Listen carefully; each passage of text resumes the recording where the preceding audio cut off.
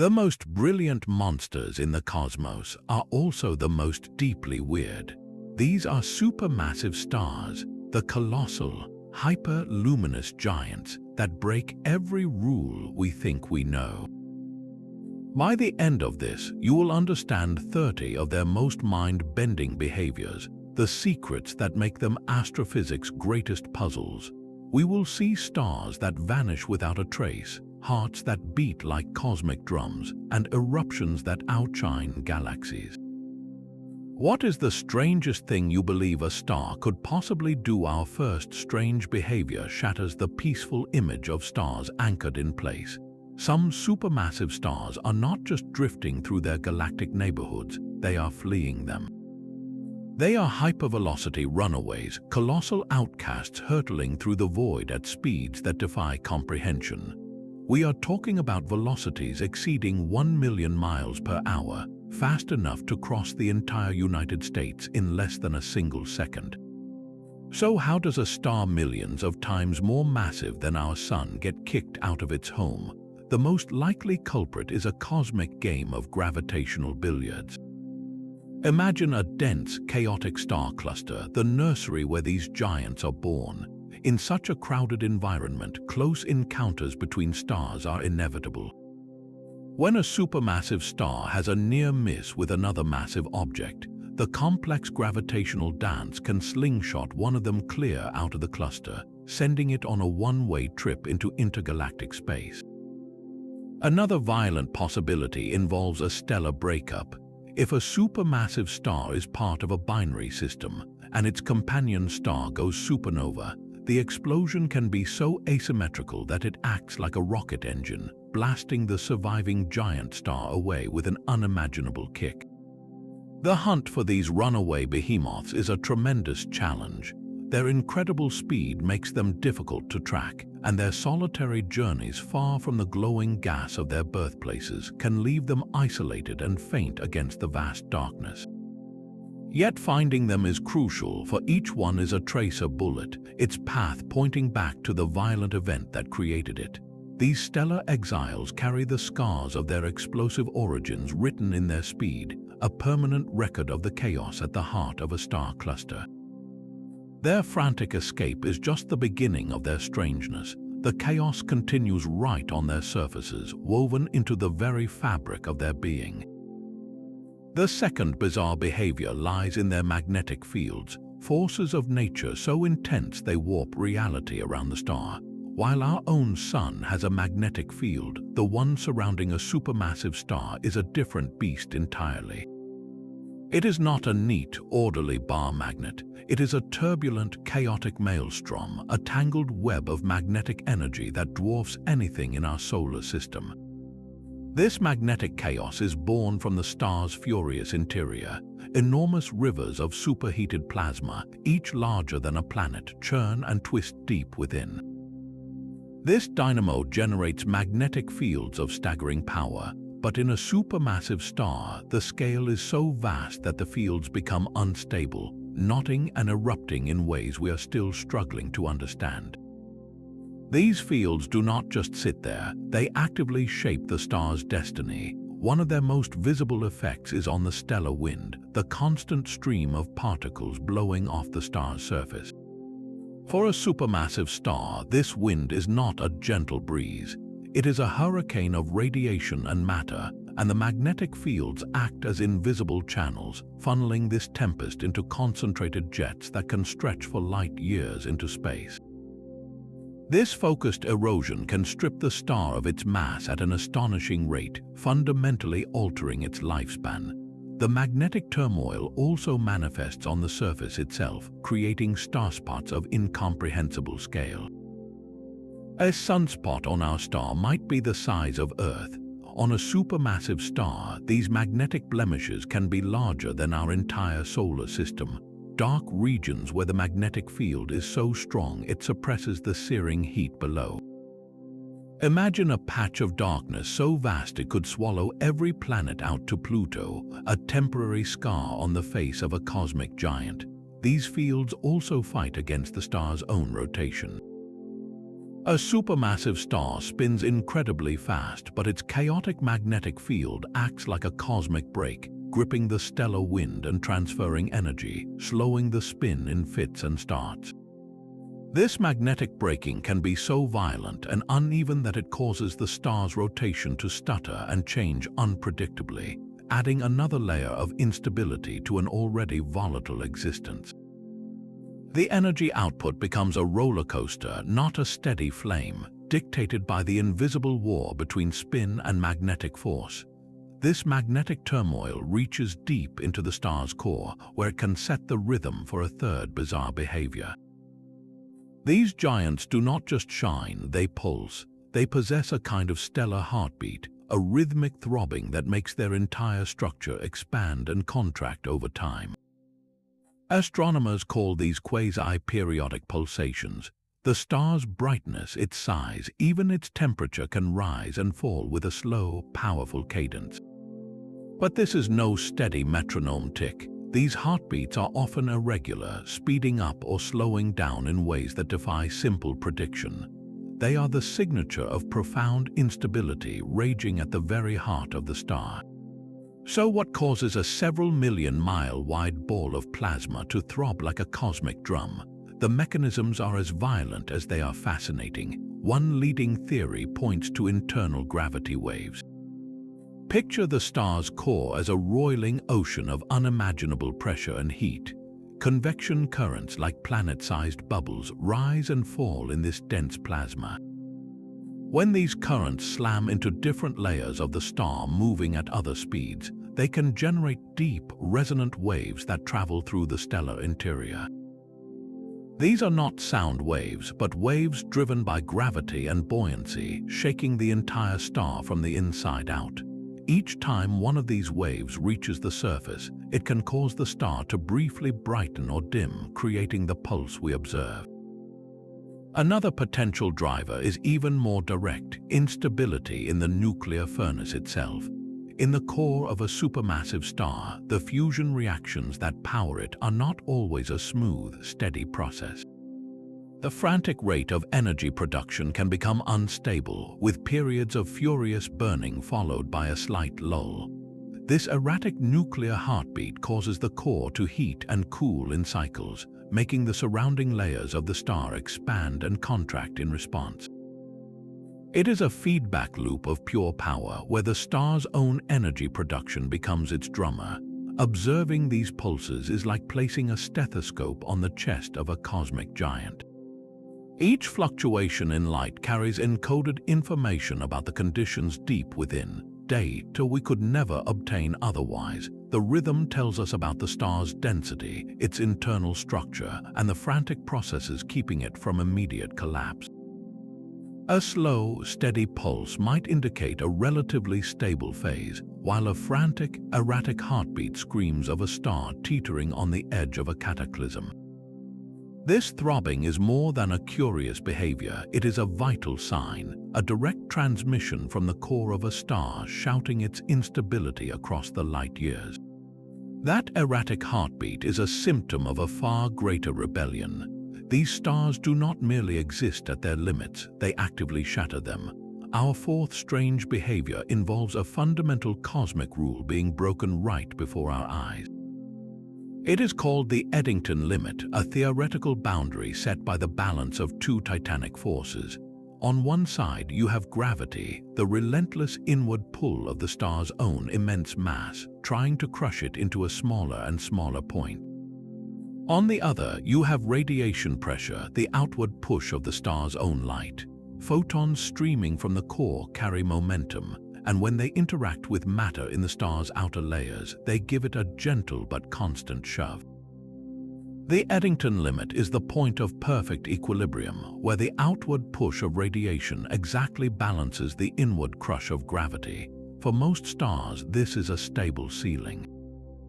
But supermassive stars are not most stars. They blaze with such ferocious energy that they routinely cross this line, achieving what astronomers call Super-Eddington luminosity. Their light is so intense that its outward pressure does not just balance gravity, it overpowers it. This is a star literally trying to blow itself apart with its own brilliance. The consequences are as spectacular as they are violent. The surface of the star becomes a chaotic, boiling froth. Imagine the fury of the sun's surface, but magnified by a factor of millions. Here, the radiation pressure is so overwhelming that it creates vast, buoyant bubbles of pure photon energy. These photon bubbles rise through the star's outer layers like balloons in a storm, bursting at the surface in titanic eruptions of light and matter. This instability means the star does not have a smooth, solid surface as we understand it. Instead, it is shrouded in a seething, porous atmosphere that is constantly being churned and ejected by these radiation-driven explosions. The most dramatic result is the stellar wind. For a normal star, the stellar wind is a stream of particles. For a supermassive star in a Super-Eddington state, the wind is a cataclysm.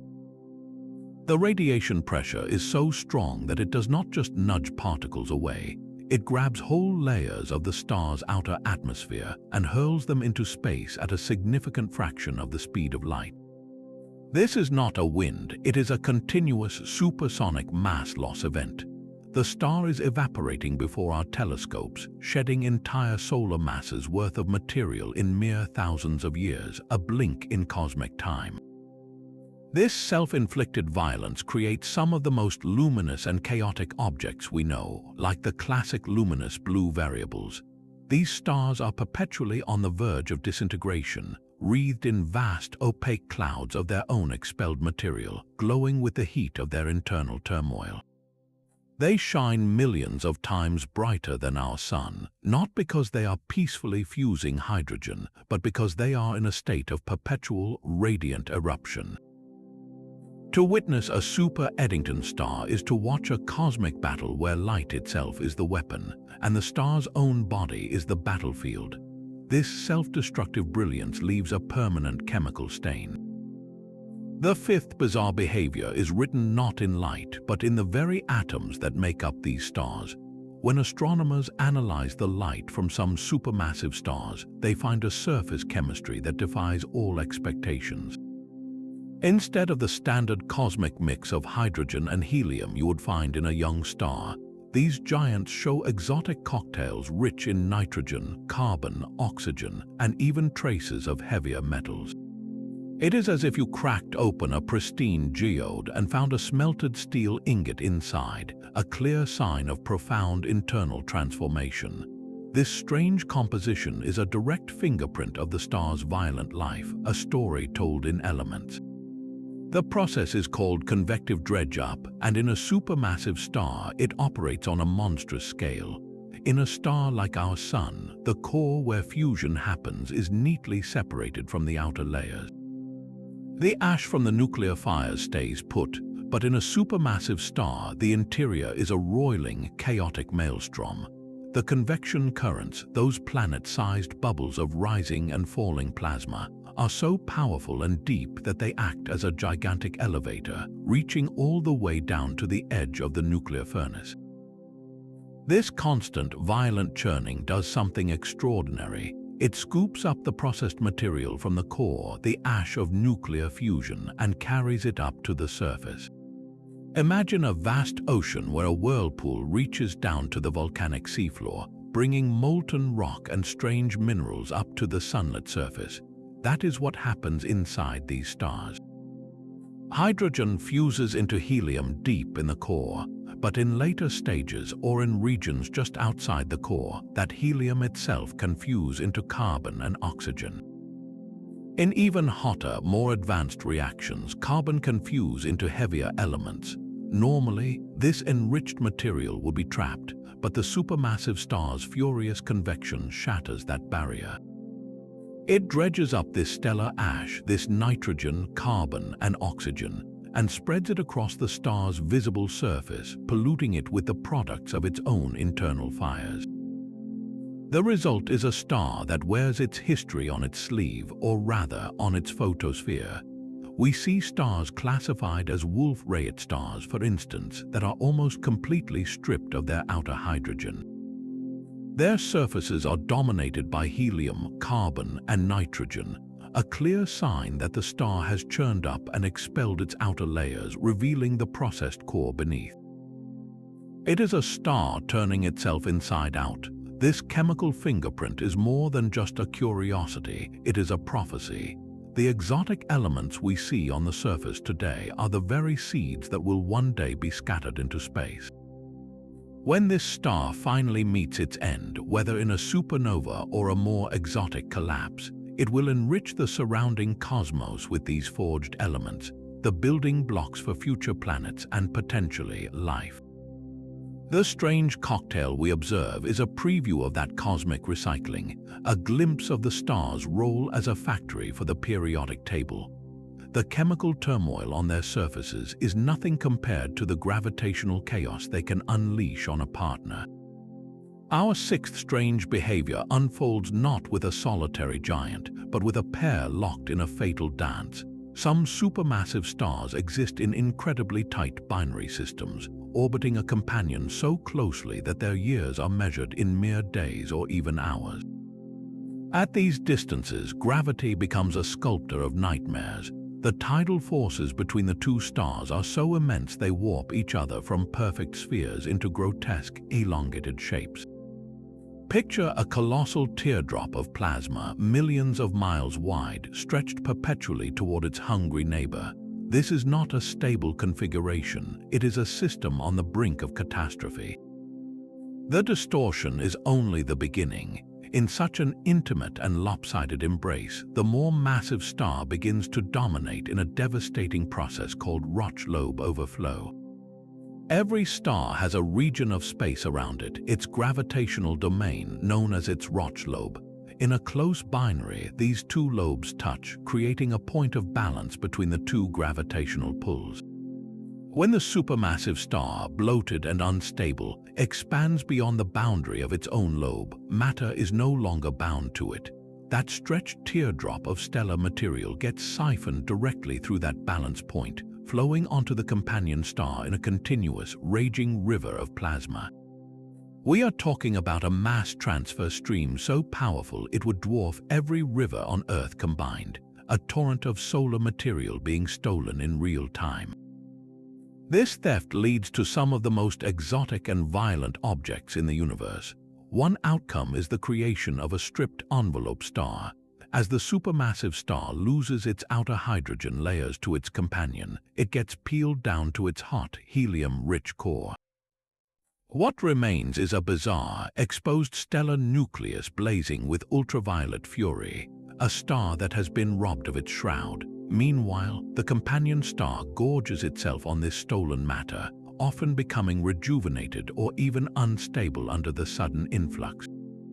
If the companion is a compact object like a neutron star or a black hole, the scenario becomes infinitely more violent. The stream of stolen matter doesn't settle calmly onto the surface. It spirals in at nearly the speed of light, forming a superheated accretion disk around the dense corpse. Friction within this disk heats the material to millions of degrees, causing it to glow not in visible light, but in high-energy X-rays. We call these systems X-ray binaries, and they are some of the brightest X-ray sources in the sky, a lighthouse beam of radiation generated by the supermassive star slowly being consumed. But the most dramatic finale for these dancing giants is a merger. As they whirl closer and closer, transferring mass and losing orbital energy, their fate is sealed. The dance becomes a death spiral. Eventually, the two stellar cores can no longer maintain their separate identities. They plunge together in a collision of almost biblical scale. This merger of two supermassive stars is a prime candidate for triggering one of the universe's most energetic explosions, a hypernova. It is a supernova times 100, a blast so extraordinarily luminous and powerful it could outshine an entire galaxy for weeks, forging vast quantities of heavy elements like gold and uranium in its apocalyptic forge. The gravitational waves from such an event would ripple the fabric of spacetime itself, a final, thunderous note from a binary system that lived its entire life on the edge. That final, violent merger is just one possible explosive end. Long before that ultimate collapse, these giants often stage spectacular rehearsals. The seventh strange behavior is a star throwing a tantrum of cosmic proportions, a sudden, violent outburst where it ejects more mass in a few years than our Sun will lose in its entire lifetime. This is episodic mass loss, and it defies the idea of a star aging gracefully. Instead of a steady wind, imagine a volcano the size of a solar system, one that sleeps for centuries and then erupts without warning, blasting a shell of gas and dust into space at thousands of miles per second. The most famous case study is the star Eta Carinii, a monstrous binary system in our own galaxy. In the 1840s, for no apparent reason, it suddenly became the second brightest star in the night sky, outshone only by Sirius. This was not a distant supernova, this was a single star in a violent fit, ejecting at least 10 times the mass of our Sun. The eruption was so immense it created the homunculus nebula, two vast lobes of glowing gas that still expand outward today, a permanent smoke ring from a stellar explosion that somehow did not destroy the star. What could trigger such a catastrophic and yet non-fatal eruption? The theories are as dramatic as the event itself. One points to a radical interior instability. In the final, feverish stages of a supermassive star's life, the core begins fusing heavier and heavier elements at a frantic, unsustainable pace. This can create a runaway production of energy that does not have time to escape smoothly. The radiation pressure builds like steam in a sealed boiler until it finds a weak point, violently ejecting the star's outer layers in a single, convulsive blast. Another compelling idea involves the star's spin. If a supermassive star is rotating near its critical breakup speed, where centrifugal force almost balances gravity at its equator, it becomes a teetering top. Any slight perturbation, perhaps a deep convective bubble rising to the surface or a magnetic shift, can be enough to push it over the edge. The star's equator effectively becomes unbound, and a vast equatorial belt of material is flung into space, not in a spherical shell, but in a dense, disk-like outflow, exactly what we see in the twin lobes of Eta Carini's nebula. For binary systems, the trigger might be a gravitational spark. If the stars in a tight orbit like Eta Carini's undergo a period of intense interaction, perhaps during their closest approach, the gravitational tides could stir the interior of the larger star like a spoon in a pot, destabilizing it and triggering the eruption. These episodic outbursts are more than just fireworks, they are critical turning points. Each eruption strips away a significant fraction of the star's mass, peeling it back like an onion and exposing deeper, hotter layers. This fundamentally changes the star's future, potentially shortening its life or steering it toward a different, even more exotic kind of death. They also seed the surrounding space with complex molecules and dust, the raw materials for future solar systems. The homunculus nebula is not just a relic, it is a stellar nursery in its own right, a cloud forged in violence that may one day collapse to form new stars and planets. To witness such an event in our galactic neighborhood is a stark reminder that the universe is not a static museum. It is a dynamic arena where the most massive objects live lives of spectacular, unpredictable drama. Those violent eruptions leave behind more than just glowing clouds, they create ghosts in time. The eighth strange behavior is a cosmic illusion, a trick of light and distance that lets us watch the past unfold. It is called a light echo, and it begins with a sudden, brilliant flash from a supermassive star. A colossal eruption, perhaps similar to Eta Carini's, sends a pulse of intense radiation screaming outward in all directions at the speed of light. This initial flash reaches our telescopes directly, and we record the event as a star suddenly brightening. But the story does not end there. Surrounding the star, often unseen, is a vast, cold shell of dust and gas, debris from previous, quieter episodes of mass loss. When that initial flash of light from the eruption finally reaches this distant dust, something magical happens. The dust does not create new light, it scatters the existing light, reflecting it toward us like a cosmic mirror. Because this dust is much farther from the star than we are, that reflected light takes a longer path to reach our eyes. It arrives years, even decades after the original flash. What we see is not the star itself changing, but an echo of its ancient explosion slowly illuminating successive shells of dust like a ripple expanding in a pond. The most stunning example is the star V838 Monocerotes. In 2002, it underwent a mysterious, enormous outburst, becoming 600,000 times brighter than our Sun.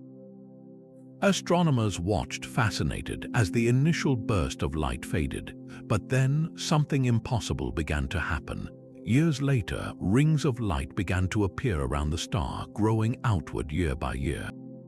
These were not physical structures, they were light echoes. The original flash from 2002 was finally reaching farther and farther shells of pre-existing dust, lighting them up in a delayed replay.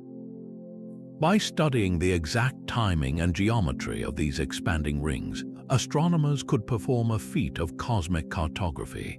They could map in 3 dimensions the intricate structure of the dust clouds surrounding the star, clouds that were completely invisible before the echo illuminated them. It is like using a sonar pulse to map the ocean floor, but on a stellar scale.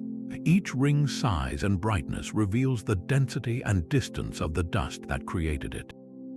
This allows scientists to reconstruct the history of the star's mass loss, seeing not just the one big eruption, but the quieter size of material it expelled centuries earlier. The echo becomes a time machine, letting us watch a single event from multiple angles over many years, peeling back layers of the star's past behavior.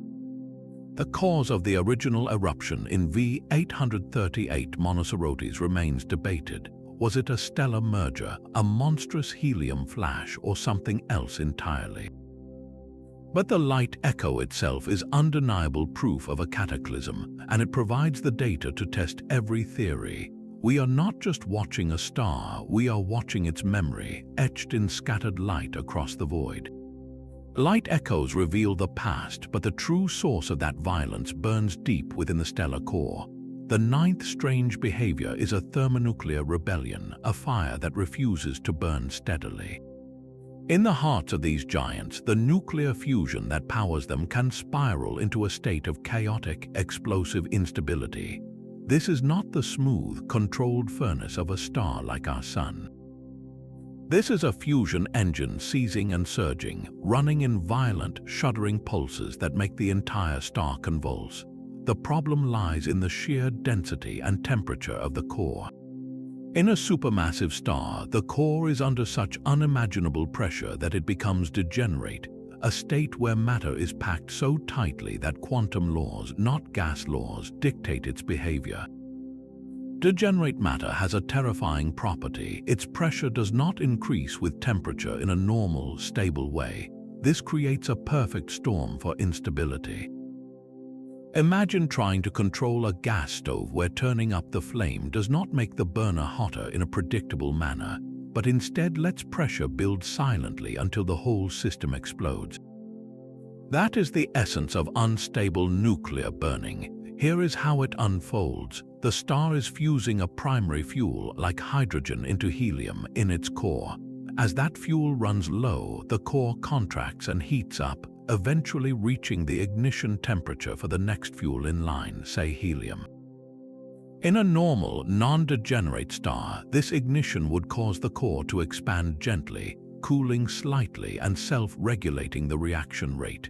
But in the degenerate core of a supermassive star, that safety valve is broken.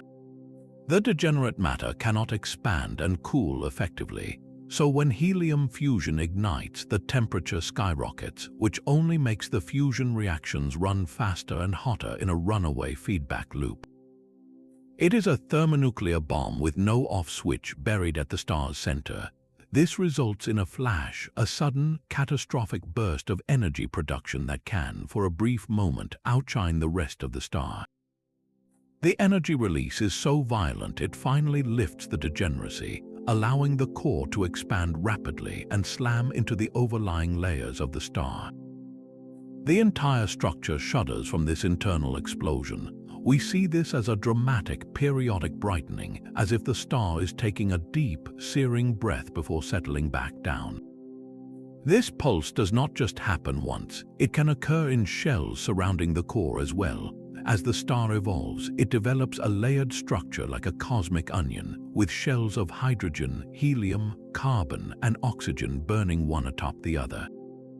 Each of these shells can become degenerate and unstable. You can have a helium shell flash, where a layer of helium around the core suddenly ignites in a violent pulse, or a carbon detonation wave rippling through a surrounding shell. Each of these events sends a shock wave through the star, ejecting more material and fundamentally scrambling its internal structure. The observational signature of this internal chaos can be stars that brighten by factors of hundreds or thousands over a period of months or years, then fade, only to do it again decades later. These are not supernovae, they are stellar heart attacks, massive internal seizures that the star somehow survives. Each pulse strips away more mass and pushes the star closer to its ultimate fate. This unstable burning is the reason why the lives of supermassive stars are so unpredictable and brief. They are not calmly burning their fuel, they are detonating it in a series of internal explosions, living a life punctuated by violent, luminous crises that reshape them from the inside out. These internal explosions do not just reshape the star, they reshape its entire neighborhood. The 10th strange behavior transforms a supermassive star from a solitary object into a cosmic landscape architect. Its furious radiation and hurricane-force winds act as a titanic bulldozer, plowing through the surrounding interstellar gas and carving out a vast, hollowed-out sphere. Astronomers call these structures stellar wind bubbles or superbubbles, and they are anything but empty. They are dynamic, paradoxical regions where a single star dictates the fate of everything around it, creating zones of both utter sterility and frantic new birth. Imagine a single, brilliant streetlight in a dense, freezing fog.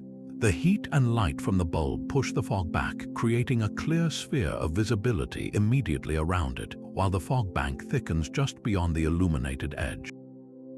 A supermassive star does this on a galactic scale. Its intense ultraviolet radiation ionizes the surrounding hydrogen gas, stripping electrons from atoms and heating it to millions of degrees. At the same time, its supersonic stellar wind, a continuous blast of charged particles, slams into this heated gas and sweeps it up into an expanding, dense shell. Over thousands of years, this process excavates a cavity that can be dozens or even hundreds of light years across. Inside this bubble, the environment is brutally hostile. The gas is scorching hot and incredibly thin, blasted clean by the star's relentless output. No molecules can form here, and any pre-existing delicate dust grains are vaporized by the intense radiation. It is a sterile void, a cosmic dead zone created by the star's very life force. The interior is a monument to destruction. Yet, on the very edge of this expanding sphere of destruction, something miraculous happens. The swept-up shell of gas and dust does not just sit there. As it plows outward, it collects more and more material from the surrounding interstellar medium, growing denser and more massive. Eventually, the force of the shockwave compresses pockets within this shell past a critical threshold. Gravity takes over, and these dense, cold clumps begin to collapse. New stars are born. This is triggered star formation, a cosmic chain reaction where the death throes of one generation of giants directly spark the birth of the next. The bubble's edge becomes a stellar nursery, a ring of fire where infant stars flicker to life in the shadow of the behemoth that made their birth possible. We see this vividly in nebulae like the Orion Nebula, though on a smaller scale. The massive stars of the trapezium cluster have blown a cavity in the molecular cloud, and we can see hundreds of protostars and young stellar objects lining the illuminated walls of that cavity, their formation directly induced by the pressure from their massive neighbors. For a supermassive star, the bubble it creates is its most enduring legacy, a lasting fingerprint on the galaxy's structure. These bubbles can even merge with others from nearby massive stars, creating gigantic superbubbles that channel hot gas out of the galactic disk and into the halo, influencing the large-scale ecology of entire galaxies. It is a profound paradox. The star's lethal radiation clears a lethal cavity, yet that very act of clearing squeezes the surrounding material just enough to ignite new suns. In this cycle, the supermassive star is both destroyer and creator, a ruthless sculptor of space whose final gift is the compression needed for new life to begin. But that sculpted bubble of creation is forged from a star in its most volatile state. The 11th strange behavior is a star's final, desperate performance before the curtain falls, a phase of such spectacular instability it has its own name, the luminous blue variable. This is not a calm, settled stage of life. It is a protracted stellar crisis, a brief and violent chapter where the star wages war against its own gravity. In this phase, which may last only a few 100,000 years, the star becomes a shape-shifter of cosmic proportions, undergoing wild, dramatic transformations in size, temperature, and brightness that defy any sense of stability. The defining feature of this chaos is the Doradus outburst, named for the prototype star that first revealed this bizarre behavior.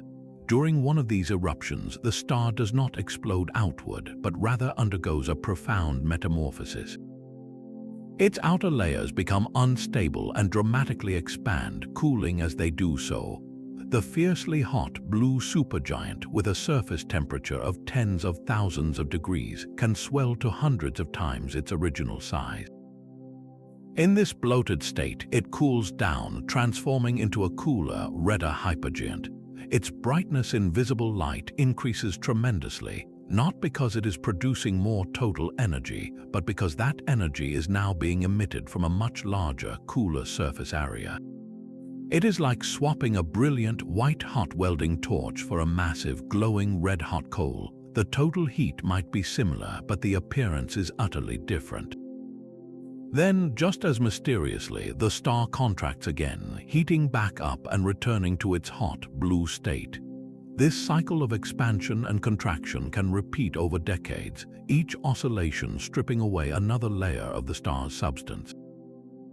The mass lost during this phase is nothing short of prodigious. We are not talking about a steady wind here, but a catastrophic hemorrhage. In a single Doradus outburst, a star can eject the equivalent of an entire solar mass, the whole of our sun, into space. This material forms vast, opaque shrouds of gas and dust around the star, often in complex, bipolar lobes like those seen around Eta Carinae. The star is literally veiling itself in its own expelled atmosphere, a temporary cocoon of its own making. What drives this erratic pulsation? The root cause is the star's desperate battle with the Eddington limit. As it nears the end of its life, having fused heavier elements in its core, the radiation pressure from within becomes overwhelming. The star is so luminous that it is constantly on the verge of blowing itself apart. The Doradus cycles are the visible symptoms of this internal struggle. As the star's outer layers reach a point of instability, puff up to relieve the pressure, then fall back when a new equilibrium is briefly found. Each time it swells, the surface gravity weakens, making it easier for the ferocious radiation to blast material away. Each contraction is a temporary regrouping before the next inevitable outburst. Observing a luminous blue variable is to watch a star in its death throes, but a slow, magnificent, and excessively dramatic one. It is a prelude to a supernova, a final, unstable act where the star sheds its outer identity before the core's final collapse. The material it ejects enriches the surrounding bubble, providing the very dust and complex molecules that will one day form new planets. In its violent instability, the luminous blue variable is both a spectacle of destruction and an unwitting architect of future creation. A chaotic giant writing its final will across the light years in gusts of stellar wind and pulses of changing light. This internal war between radiation and gravity can escalate into a truly surreal form of self-sabotage. The 12th strange behavior is a quantum rebellion occurring at the star's very heart, a process so counterintuitive it seems to defy the laws of physics that keep the star alive. It is called pair instability, and it is a prelude to annihilation written in the language of pure energy. In the core of the most massive stars, where temperatures soar above 1 billion degrees, something bizarre happens to the very light trying to escape. Gamma-ray photons, which carry the radiation pressure holding the star up, are so energetic that they spontaneously transform into matter. Specifically, they create pairs of particles, an electron and its antimatter counterpart, a positron. This is Einstein's famous equation, E equals mc squared, playing out in reverse where pure energy congeals into mass. This act of creation is the star's undoing. Those gamma-ray photons were the pillars of support, their outward push crucial for balancing the immense inward crush of gravity. When they vanish, converted into massive particle pairs, that supporting radiation pressure suddenly drops. It is as if the foundation of a skyscraper instantly turned to sand. The core, robbed of its internal support, begins to collapse under its own weight. But this collapse is not always immediate and final. For stars in a specific, terrifying mass range, this instability can lead to violent pulsations long before the grand finale. The core collapses, heating up even more from the compression. This extreme heat then reignites furious fusion, often of oxygen or silicon, in a runaway thermonuclear explosion. The energy released is so titanic that it does not just stop the collapse, it violently blows the star's outer layers completely off in a colossal eruption. This is a pulsational pair instability supernova, a partial explosion where the star survives its own death blast, only to have its core collapse again years or decades later, leading to another eruption. The star becomes a ticking time bomb with multiple fuses, each pulsation ejecting a solar mass or more in a series of pre-supernova tantrums. These violent rehearsals leave clear observational clues. Astronomers might see a star brighten dramatically in a way that resembles a supernova, but then fade without a compact remnant like a neutron star being left behind. Or they might detect shells of ejected material around a still shining massive star, evidence of a previous, non-fatal explosion. Each pulse strips the star down, reducing its mass until it is no longer vulnerable to the pair instability process, potentially leading to a quieter, more conventional core collapse supernova as its final act. Witnessing these precursor events is like seeing shock waves from a distant detonation before the sound arrives, a direct signal that deep within that star, light itself is failing in its duty, and matter is being born only to hasten a cosmic giant's violent end. That internal annihilation through light is matched by an equally violent form of external architecture. The 13th strange behavior sees supermassive stars acting not as spheres, but as cosmic particle accelerators, launching searing beams of matter from their poles at nearly the speed of light. These are not the diffuse, spherical winds we expect, but focused polar jets, narrow columns of devastation that stretch for light years into space. It is a phenomenon we deeply associate with the feeding disks of black holes or the birth cries of protostars, not with mature, blazing giants. Yet here they are, defying categorization once again. The creation of these jets is a masterpiece of celestial engineering, requiring a perfect storm of conditions. The first ingredient is furious rotation. These stars spin so rapidly that their equators bulge outward while their poles flatten. This differential shape sets the stage. The second crucial component is a powerful, ordered magnetic field.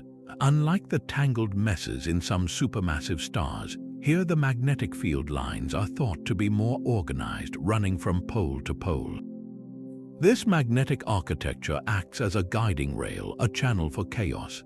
Now add the star's prodigious mass loss. Material boiling off the surface is caught in this high-speed spin and channeled by the magnetic field lines. Instead of escaping in all directions, it is funneled toward the poles, the paths of least resistance.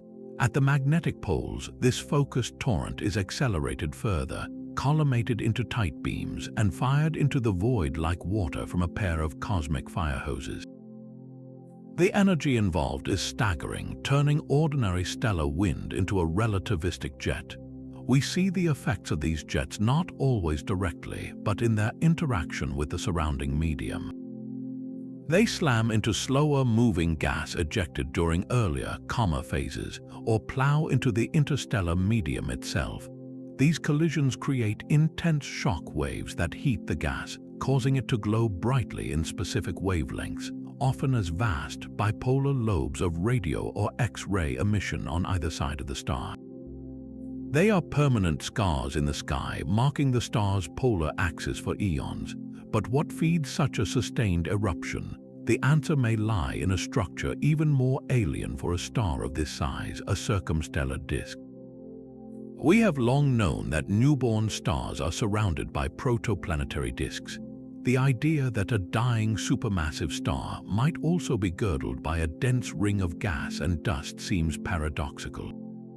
Yet, evidence suggests it happens. This disk could form from material ejected equatorially during a violent outburst, or it might be the remnant of a torn-apart companion star in a binary system. This disk does not form planets, it serves as a reservoir. The star's gravity and radiation pull material from the inner edge of this disk down onto its surface, but the incredible rotation and magnetic fields then redirect a fraction of that incoming flow, launching it out the poles. It is a monstrous, self-sustaining engine where the star partly feeds on its own expelled material to power its polar jets. This behavior blurs the line between star and black hole, suggesting that the physics of accretion and ejection are universal, scaled to fit the engine at the center. A supermassive star with polar jets is a transitional monster, demonstrating that the mechanisms which shape quasars at the centers of galaxies are also at work in the brilliant, doomed giants scattered among the stars. These polar jets are a spectacular declaration of power, but the ultimate fate of a supermassive star can be the exact opposite, a silent and sudden exit. Our 14th strange behavior is the cosmic disappearing act, where a colossal star simply vanishes from the sky without the grand, explosive finale everyone expects. Astronomers point their telescopes at a known, brilliant supermassive star, only to find an empty patch of darkness where it once blazed. There is no expanding supernova remnant, no brilliant flash recorded, just an unsettling absence. It is as if a towering city of light simply switched off, leaving no trace of its collapse. One of the most famous and compelling cases is the star N6946, a brilliant giant in a neighboring galaxy. For years, it was a well-studied landmark, a luminous blue variable hundreds of times more massive than our Sun. Then, around 2009, it was gone. Follow-up observations with the most powerful telescopes could not find it. It had disappeared without the supernova signature that should have been visible across the universe. This presents a profound mystery. How does a star that bright die without a visible explosion? The leading theory is as terrifying as it is elegant: direct collapse into a black hole. In this scenario, the star's core, having fused elements all the way to iron, reaches the point of catastrophic instability. Iron fusion does not release energy, it consumes it. So when the iron core grows too massive, it has no outward pressure left to support itself. In a normal core collapse supernova, this leads to a rebound shockwave that blows the star apart, creating a brilliant spectacle.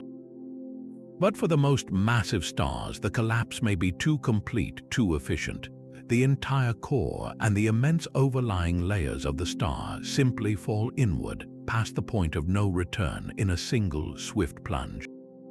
The gravity is so overwhelming that not even the shockwave can fight its way out. The star effectively swallows its own death cry. The entire structure winks out of existence, leaving behind only a newborn black hole. From the outside, we would see the star's light flicker and then simply cease as the event horizon forms and expands to engulf what remains. It is a funeral without a eulogy, a disappearance so total it leaves astronomers searching for ghosts. Another possibility for a vanishing act is less final but equally dramatic, a self-imposed eclipse. Before its core collapses, a supermassive star might undergo a final, titanic eruption, similar to an Eta Carinii event but on an even more colossal scale. This eruption could eject a vast, opaque shroud of dust and cool gas, a thick, cosmic cocoon that completely envelops the star. From our vantage point, the star's brilliant light is suddenly smothered. It fades from view not because it died, but because it hid itself behind a curtain of its own making. We might continue to detect infrared radiation, the heat from the hidden star warming its dusty shroud, but in visible light it has vanished. The ultimate fate then becomes a suspenseful question. Will the dust eventually dissipate, revealing a changed star, or is this shroud the prelude to a silent collapse happening unseen within? These disappearances force us to question our most basic assumptions about stellar death. We have built our understanding of the cosmos on the brilliant beacons of supernova, but what if the most massive stars often opt for a quiet, dark exit? Their silence could mean that black holes are born more frequently than our observations of explosions suggest, and that the universe holds more shadows than we ever imagined. This silent disappearance is not the only way a supermassive star can rewrite the rules of death. A star's final moments can echo far beyond its own corpse, triggering destruction across the neighborhood. The 15th strange behavior is a stellar chain reaction, a hypothesis where the death of one giant can force a companion or even a neighbor to die before its time. Astronomers call this supernova induction, and it transforms a single stellar collapse into a potential domino effect of cosmic violence. The mechanism relies on the sheer, brute force a supermassive star commands even in its death throes. Picture a dense young star cluster, a glittering jewel box crammed with dozens of massive stars born from the same cloud.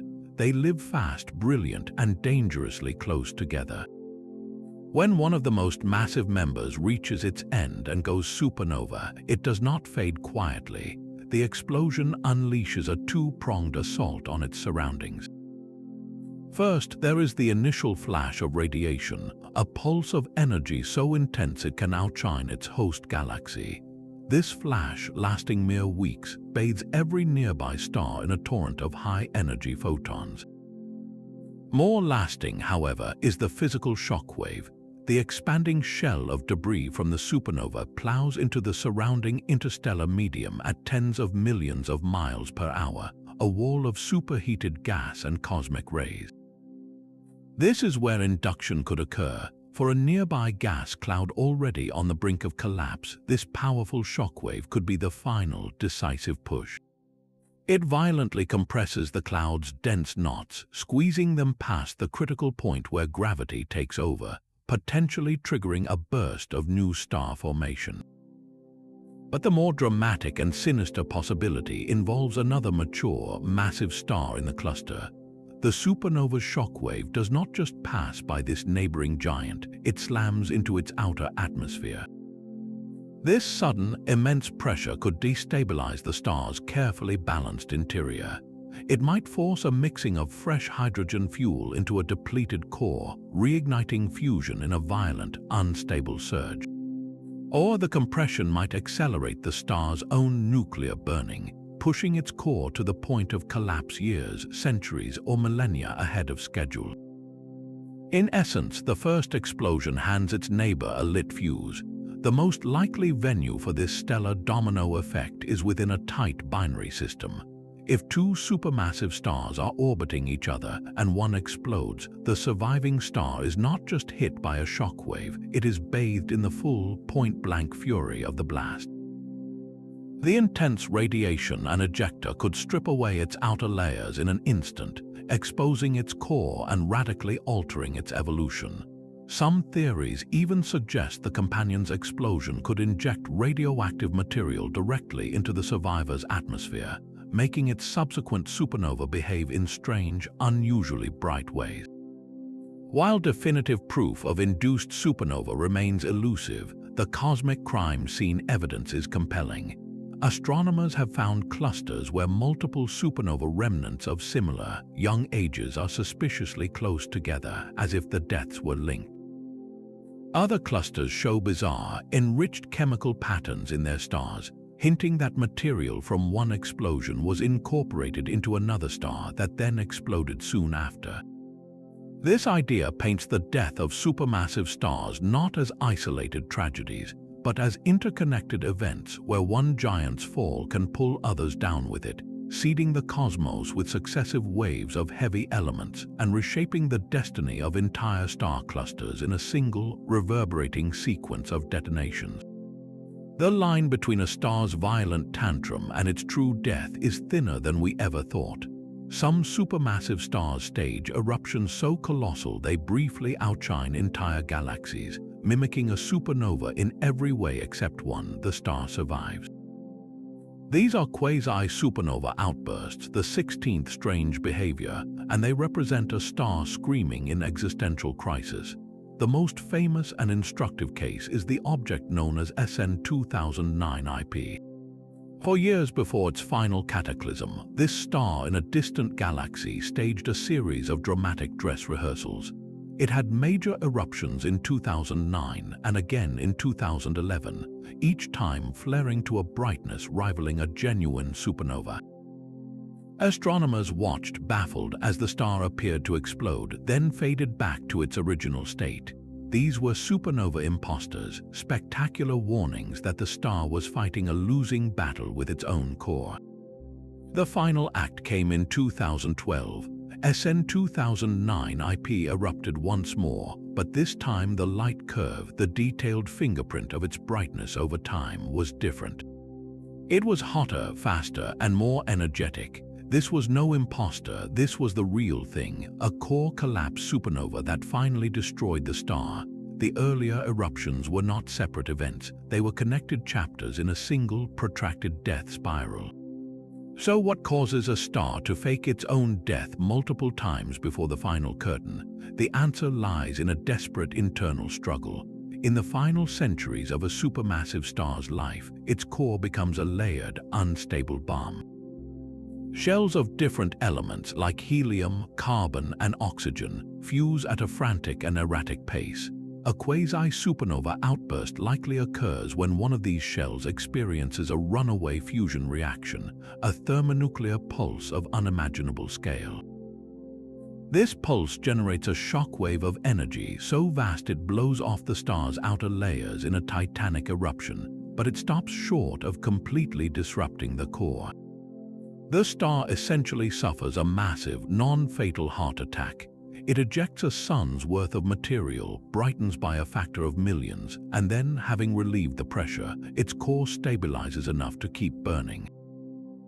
The star contracts, heals its wounds after a fashion, and shines on, now slightly smaller and hotter, having peeled away a layer of its cosmic onion. These events are critical diagnostics. Each imposter eruption strips mass from the star, altering its future evolution. By studying the light and material ejected in these outbursts, astronomers can peer into the star's interior chemistry, seeing which fusion shells are active. The multiple eruptions of SN 2009 IP suggest a star that was repeatedly hitting an instability threshold, shedding mass in violent fits until it was stripped down enough for its core to proceed to the final, irreversible collapse. The existence of these quasi-supernova forces us to redefine the very end of stellar life. It is not a single moment, but a volatile process that can last decades or centuries, a series of ever more violent convulsions as the star tries and fails to find stability. Each great eruption is a plea for equilibrium, a failed attempt to shed enough weight to survive. When we see a supernova flash in the sky, we must now wonder, is this the first cry or the last? For some giants, the final explosion is merely the last in a long line of desperate roars. The final, desperate roar of a quasi-supernova is a symptom of a star pushed to its absolute limit, and often that limit is defined by a frantic, dizzying spin. The 17th bizarre behavior is a state of centrifugal rebellion, where a supermassive star rotates so fast it distorts the very geometry of space around it. This is not a gentle whirl, it is a frenzied pirouette that flattens the star into an oblate spheroid, a cosmic pumpkin where the equatorial bulge strains against the fabric of gravity. At these incredible speeds, material at the equator is moving so fast it experiences a powerful outward force, nearly achieving escape velocity. The star is literally on the verge of flinging its own body into space, held together by a tenuous gravitational thread. This hyper-fast rotation is not just a curious shape, it is an engine for internal chaos. The furious spin radically amplifies the star's magnetic dynamo. Deep within, rivers of plasma are whipped into a frenzy, twisting and shearing with violent energy. This supercharges the generation of magnetic fields, potentially creating those intense, ordered fields necessary to launch the polar jets we discussed earlier. But the chaos goes deeper than magnetism. The rapid rotation also fights against the natural stratification of the star's interior. In a slow-spinning star, heavier elements forged in the core sink, while lighter hydrogen and helium float to the top.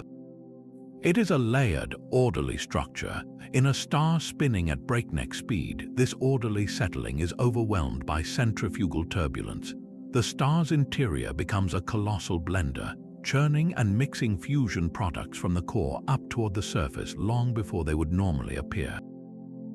This mixing can rejuvenate the star, dragging fresh hydrogen fuel down into the hungry core and extending its life in unpredictable ways, while simultaneously polluting the surface with the ash of nuclear fires. The chemical fingerprint of the star becomes a chaotic record of its internal spin cycle. The most dramatic consequence of this spin, however, is reserved for the star's death. If a supermassive star manages to retain this incredible rotational energy right up to the moment of its core collapse, it sets the stage for one of the most powerful explosions in the universe since the Big Bang itself, a gamma-ray burst. Here is how the nightmare scenario unfolds. As the star's iron core gives way, it collapses into a black hole or a hypermagnetic neutron star. But all that immense rotational energy of the progenitor star does not just vanish. It is inherited by this newborn, ultra-dense remnant and the swirling disk of hot material falling onto it. This creates a natural powerhouse. The rapid spin and intense magnetic fields focus the energy of the collapse into two narrow, opposing beams along the rotational axis. These beams, composed of ultra-relativistic particles and radiation, drill their way out through the star's collapsing outer layers. What emerges are twin lances of pure gamma-ray energy, the highest energy form of light. If one of those beams is pointed even remotely in our direction, we witness a gamma-ray burst, a flash of light so concentrated it can, for a few seconds, outshine every star in every galaxy in the observable universe combined. The hyper-fast rotation of the progenitor star is the essential ingredient, the coiled spring that provides the focused, catastrophic power for such an event. It transforms a supernova from a spherical explosion into a celestial blowtorch, a directed energy weapon of cosmic scale.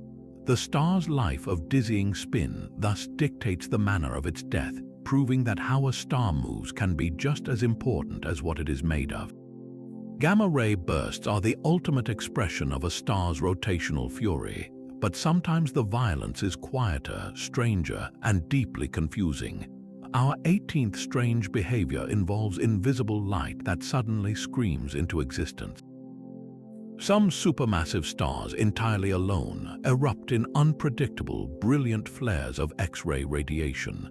These are not the steady, sizzling X-rays from a star being cannibalized by a black hole companion. This is a solitary giant for no apparent reason. suddenly becoming one of the brightest X-ray sources in the sky for a few hours or days before fading back into obscurity. It is as if a dormant volcano of pure, high-energy radiation spontaneously erupts from the star's atmosphere. The cause of these mysterious outbursts is a puzzle with several terrifying possibilities on the table. The first involves magnetism pushed to a snapping point. We know these stars possess immensely powerful magnetic fields, often tangled and stressed. Magnetic reconnection is a process where these field lines break and violently reconnect, releasing colossal amounts of stored energy in a burst of radiation and accelerating particles to near light speed. On the Sun, this causes solar flares. On a supermassive star, the scale is almost incomprehensible. A single reconnection event could involve magnetic loops larger than our entire solar system, snapping like overstretched rubber bands, channeling the energy of a billion solar flares into a focused beam of X-rays that punches out into space. Another plausible explanation lies in the chaos of the stellar wind itself. The wind from a supermassive star is not a smooth, homogeneous flow. It is lumpy, filled with massive clumps and shells of denser material ejected during periods of instability. Imagine two continents of plasma, each larger than Jupiter, ejected at different times but on similar trajectories.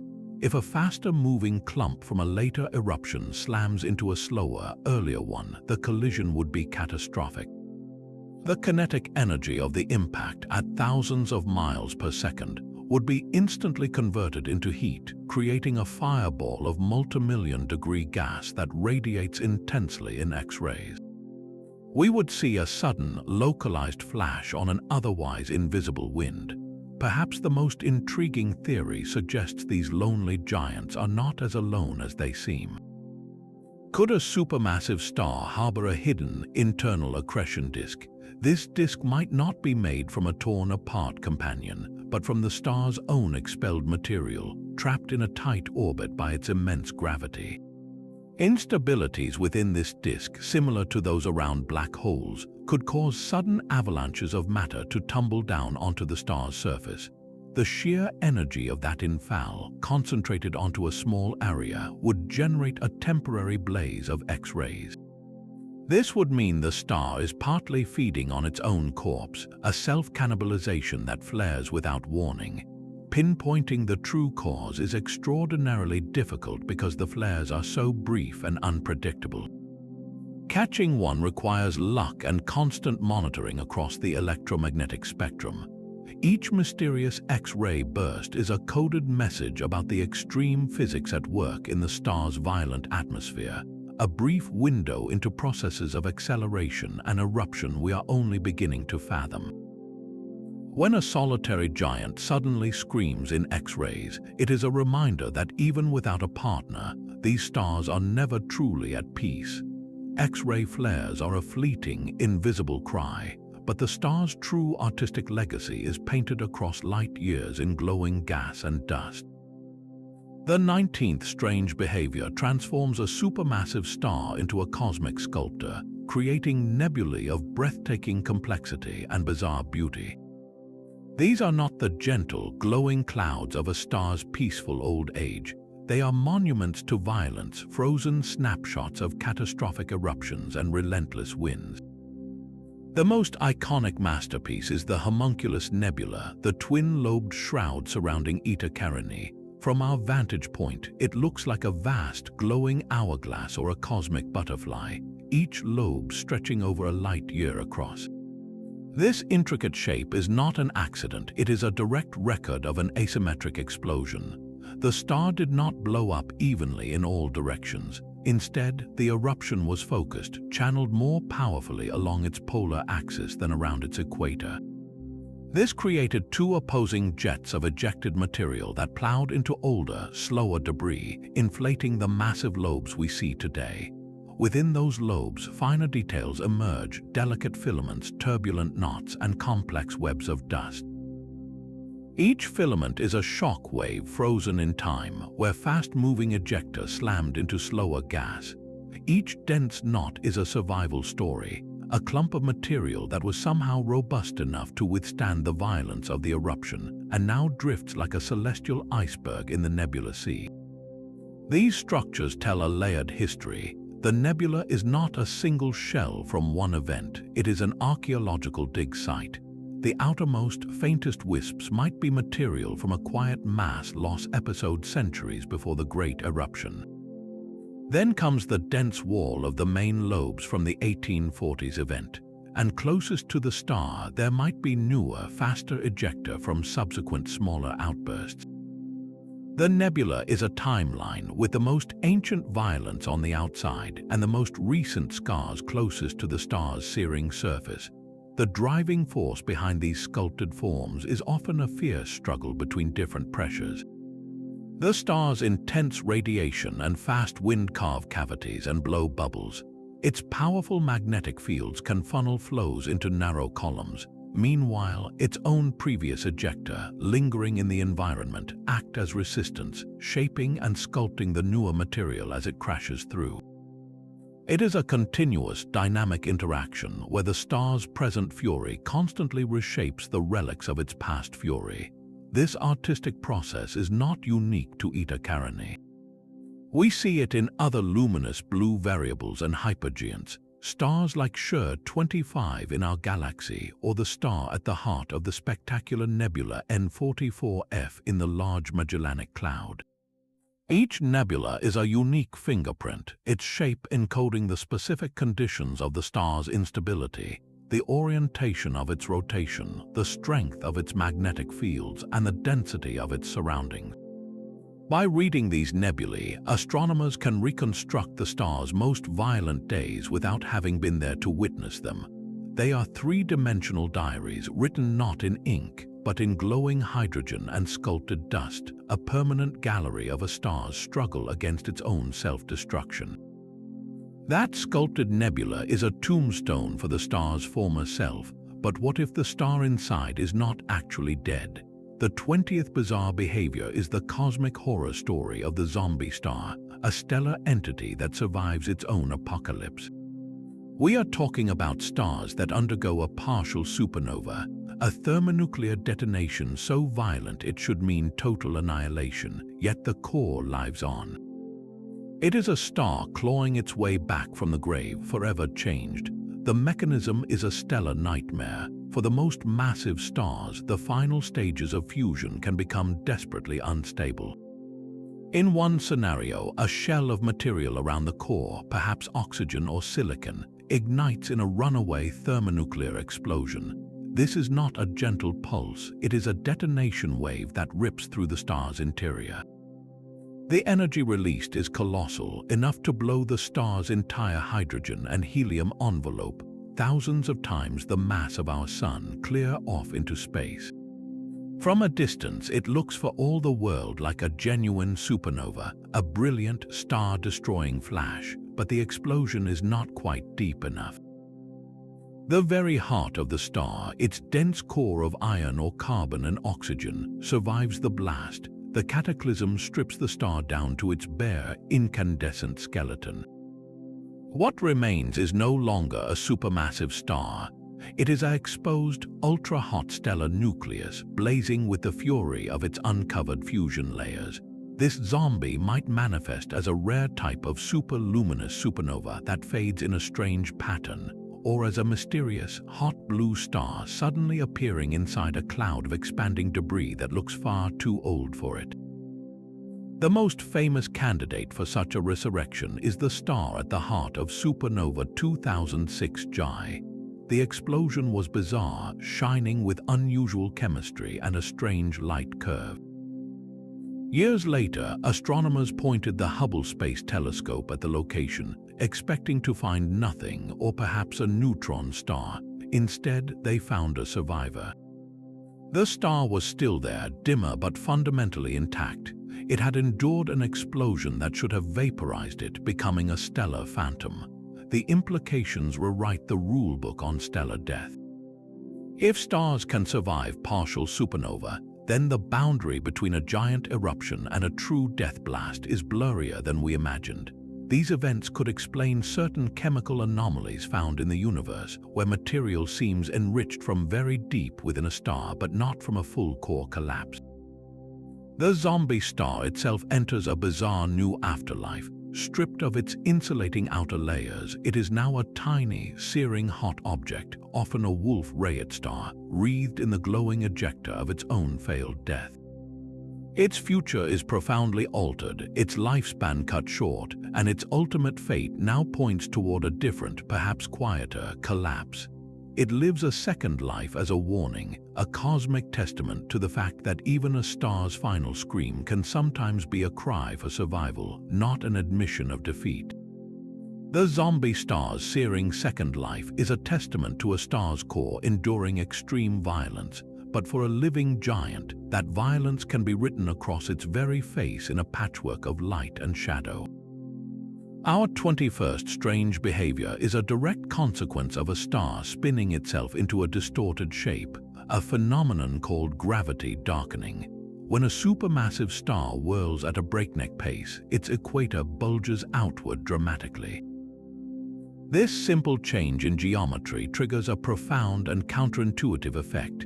The star's poles become significantly hotter and brighter, while its swollen equator grows cooler and dimmer. It is a star with a permanent sunburn at its poles and a perpetual twilight around its middle.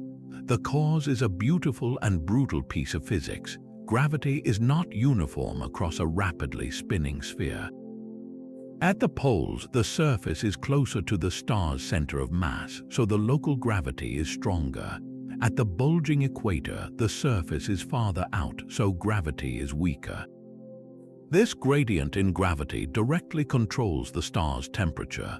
A stronger surface gravity compresses the plasma there, making it denser and more efficient at radiating heat.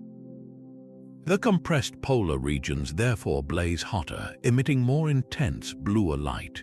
Meanwhile, the weaker gravity at the equator allows the plasma to expand and cool, like gas escaping from a pressurized can, so it glows with a cooler, redder, and fainter light.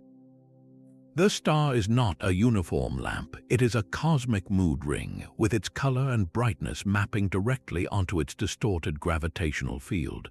For a modestly spinning star like our Sun, this effect is minuscule. But for a supermassive star rotating near its breakup speed, gravity darkening is extreme. The temperature difference between the poles and the equator can be tens of thousands of degrees. This creates a stellar illusion of staggering complexity. When we observe such a star, we are not seeing a single, simple object. We are seeing the combined light from two radically different stellar surfaces, the brilliant hot poles and the cooler, dimmer equatorial band. This wreaks havoc with our most basic measurements. If we try to estimate the star's temperature from its overall color, we get a confusing average that represents neither the poles nor the equator accurately. Our calculation of its total luminosity becomes a puzzle because we cannot be sure how much of its true power is hidden in the cool, dim equatorial regions. Even the star's apparent shape in our most sophisticated models is distorted, not just by its physical bulge, but by the fact that the bright poles dominate the light, making the star appear more pole-on than it might actually be. This is not a mere observational inconvenience, it is a fundamental challenge to understanding these giants. To accurately gauge a supermassive star's mass, age, and evolutionary stage, we need to know its true temperature and luminosity. Gravity darkening forces astronomers to become stellar detectives, using subtle variations in the star's light as it rotates to piece together a three-dimensional map of its surface brightness. They must disentangle the hot polar glow from the cool equatorial haze to see the true monster beneath the illusion. It is a reminder that in the cosmos, even something as fundamental as a star's brightness can be a hall of mirrors, shaped by the invisible hand of its own frantic spin. The star's distorted shape is a cosmic illusion, but the elements forged within it are brutally real. The 22nd strange behavior takes us into the star's nuclear furnace, where extreme conditions cook up a bizarre and heavy elemental stew. Supermassive stars are not just factories for common elements like carbon and oxygen. They are specialized laboratories producing rare, exotic isotopes in proportions that defy the standard recipes of the universe. This process, called nucleosynthesis, runs at a fever pitch inside these giants. The core temperatures are so phenomenally high and the densities so crushing that nuclear reactions proceed at a frantic, almost chaotic rate. This allows for reaction pathways that are impossible in smaller, common stars. One key example is the production of certain isotopes of elements like neon, magnesium, and aluminum. In a star like our Sun, these elements are forged slowly and in specific sequences. But inside a supermassive star, a process called the neon-sodium cycle and the magnesium-aluminum cycle can run wild. The intense heat enables reactions that rapidly convert one isotope into another, creating an overabundance of specific, unusual versions of these atoms. For instance, the isotope aluminum-26, which is radioactive and decays into magnesium-26, can be produced in vast quantities. Its presence is a telltale sign of the violent, hot-burning environment only a supermassive star can provide. These unusual isotopes do not wait for the star's death to enter the cosmos. They are carried into space by the star's prodigious stellar wind, a continuous hurricane of enriched material. Long before the star explodes as a supernova, it is already seeding its local region of the galaxy with this distinct chemical fingerprint. This early enrichment is crucial. It means the interstellar medium is polluted with specific rare isotopes millions of years before the supernova's blast wave arrives. When that final explosion does happen, it adds another layer of more traditionally forged elements, creating a complex chemical stratigraphy in the surrounding gas and dust. Astronomers can detect this signature by studying the light from very old stars in our galaxy. Some of these ancient stars contain surprising amounts of elements like strontium, yttrium, and zirconium, which are typically associated with the slow neutron capture process in much smaller, older stars. Finding them in stars that are too young to have formed from such material points back to an earlier, faster source, the winds from supermassive stars that lived and died in the galaxy's violent infancy. Their unique isotopic output is a permanent record of their internal frenzy, a chemical ghost that lingers long after the star itself has vanished into a black hole or scattered its remains across the light years. The star's chemical legacy is forged in a furnace of relentless gravity, a force that reshapes everything daring to draw near. A supermassive star does not merely burn, it dominates, and any celestial body orbiting within its realm lives under a sentence of perpetual violence. The immense tidal forces generated by the star's colossal mass can dismantle a companion, be it a gas giant planet or a smaller star, in a spectacularly destructive process. This tidal disruption is not a gentle pull, it is a differential grip of terrifying power. The side of the companion facing the giant star feels a much stronger gravitational tug than the side facing away. This difference stretches the object, pulling it into an elongated shape like taffy caught between two strong hands. For a planet, this means its atmosphere is the first to go, stripped away in a blazing stream of ionized gas that flows directly toward the star. The planet's rocky core might hold out a little longer, but eventually, even that will fracture under the strain, torn into a stream of debris that forms a short-lived, glowing ring around the star's equator. For a stellar companion, the process is even more cataclysmic. If the two stars orbit closely enough, the supermassive star can literally pull material from the surface of its smaller partner. This is Rochlobe overflow on a monstrous scale.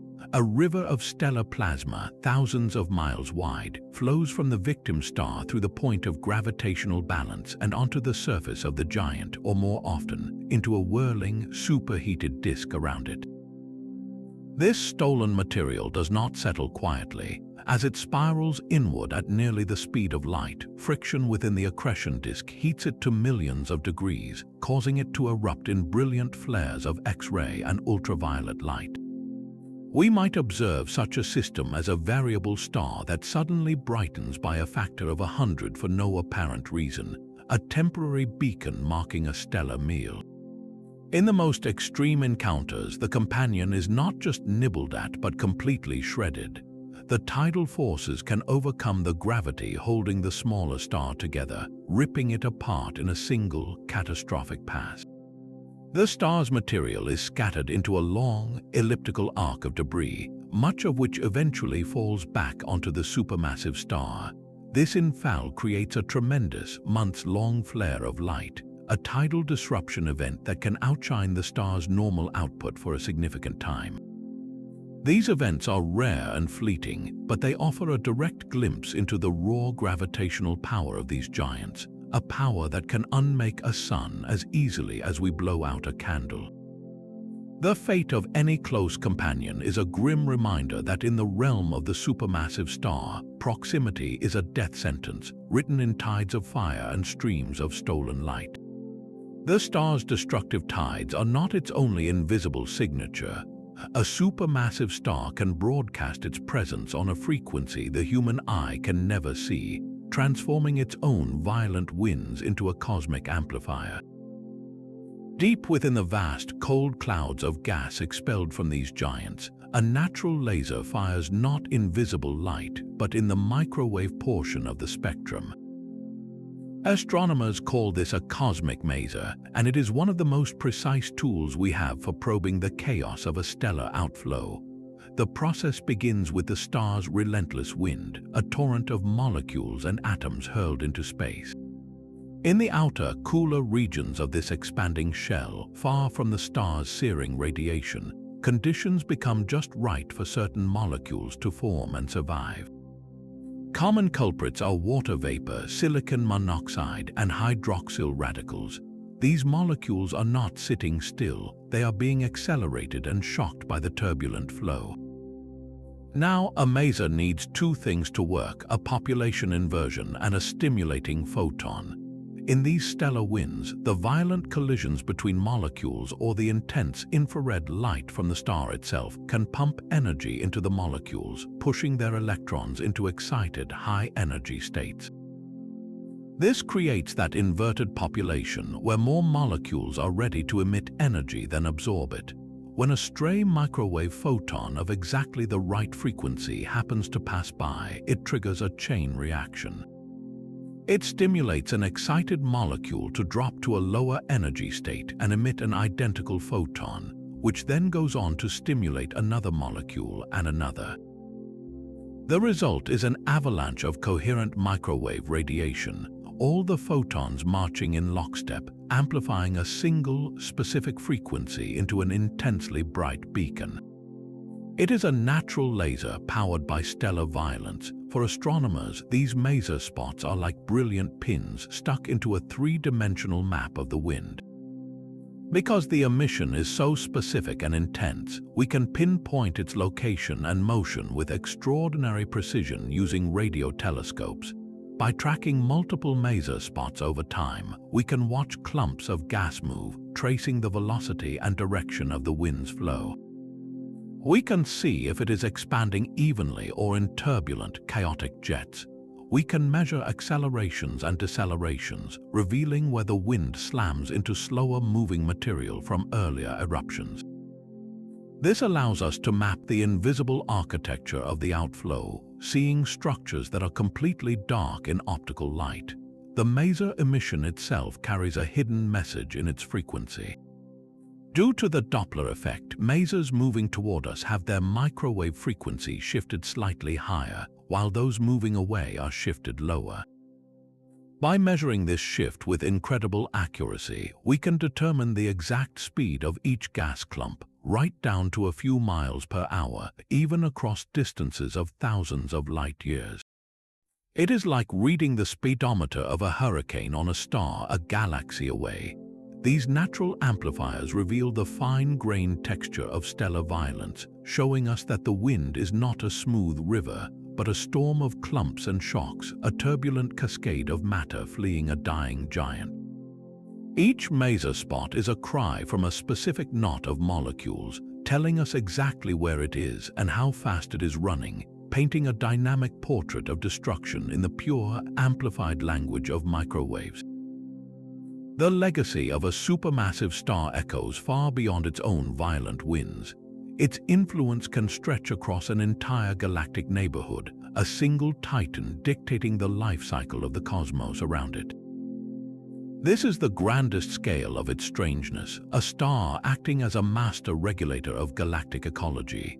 Its primary tool is the same radiation that threatens to tear it apart, an unending flood of ultraviolet photons that pour into the surrounding void.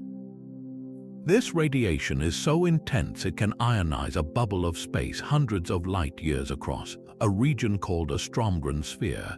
Within this vast volume, every hydrogen atom is stripped of its electron, creating a seething plasma too hot and energetic to collapse and form new stars.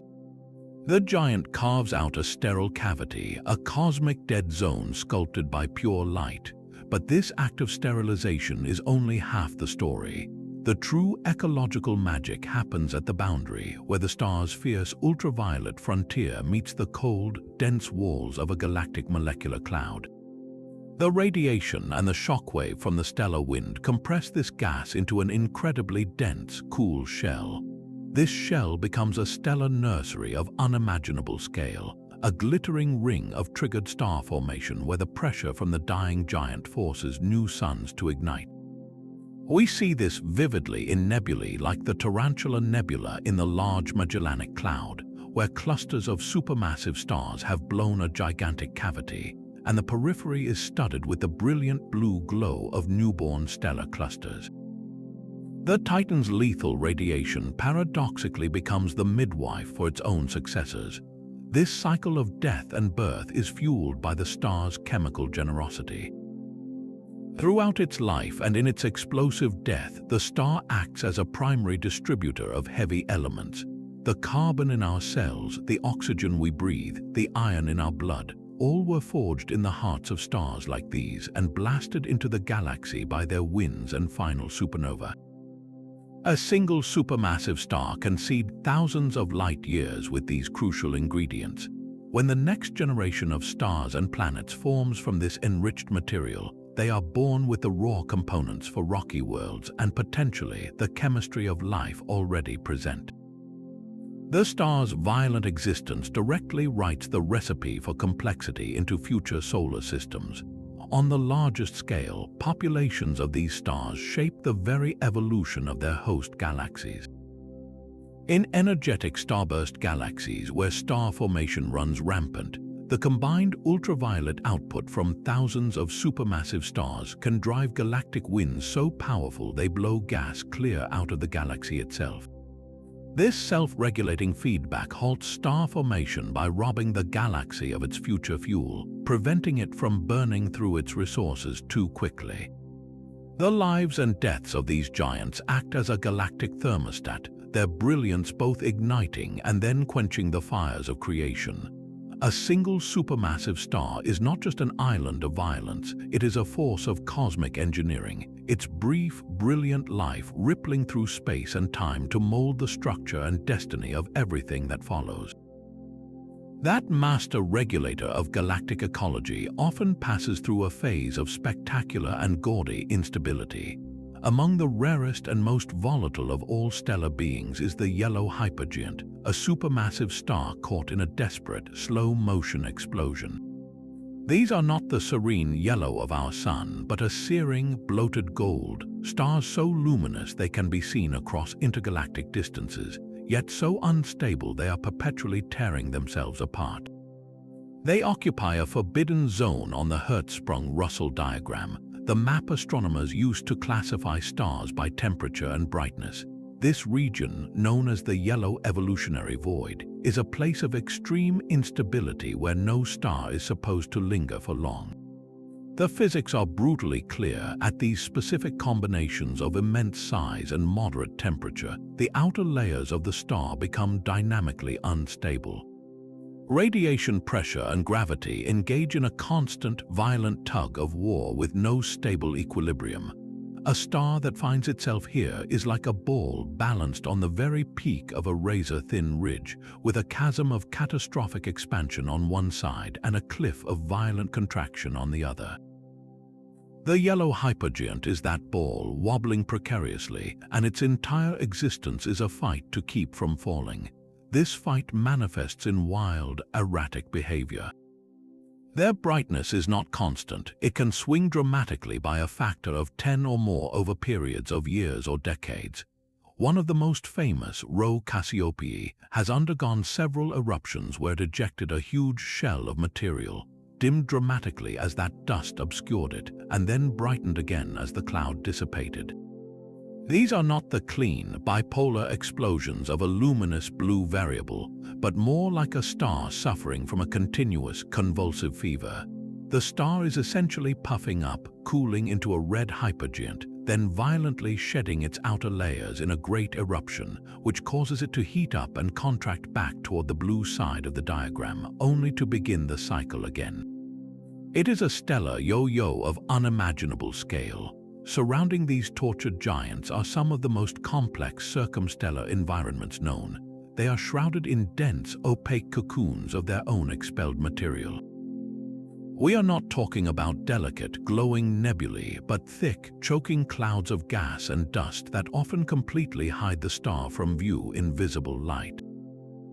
To peer inside, astronomers must use infrared and radio telescopes, which can penetrate the dust to see the searing core within. These shrouds are chemical factories where the intense ultraviolet radiation from the star cooks the simple molecules in the ejector, forming more complex compounds and silicate dust grains. The hypergiant is quite literally weaving its own funeral shroud, thread by thread, from the atoms of its own body. The ultimate fate of a yellow hypergiant is a central mystery. Their violent mass loss is so prodigious that they may completely strip themselves down before their core can collapse, potentially avoiding a traditional supernova and leaving behind a rare, exposed stellar core called a Wolf-Rayet star.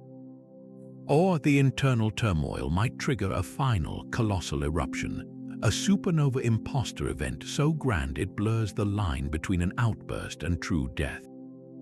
They are living on borrowed time in a state no star is meant to endure, and every observation of their gilded, shuddering light is a glimpse into a stellar emergency unfolding in slow motion across the cosmos. The final years of a supermassive star may not be a steady march toward doom, but a frantic, flickering panic. Telescopes have begun to catch a chilling signature in the light of stars that later exploded, a subtle, rapid stuttering in their brightness in the months or even years before the final cataclysm. It is not the dramatic eruption of a pre-supernova outburst, but a nervous, almost imperceptible twitching, as if the star's very heart is beginning to fibrillate. This pre-supernova flickering is one of the most elusive clues we have to a star's final, private moments. Imagine watching a distant skyscraper at night, seeing its windows flicker erratically for weeks before the whole structure vanishes in a silent collapse. The flickering light is a coded distress signal, a last message from the core before the communications go dead forever. So what could cause a star millions of miles wide to shimmer with such anxiety? The theories point to a deep, internal unraveling.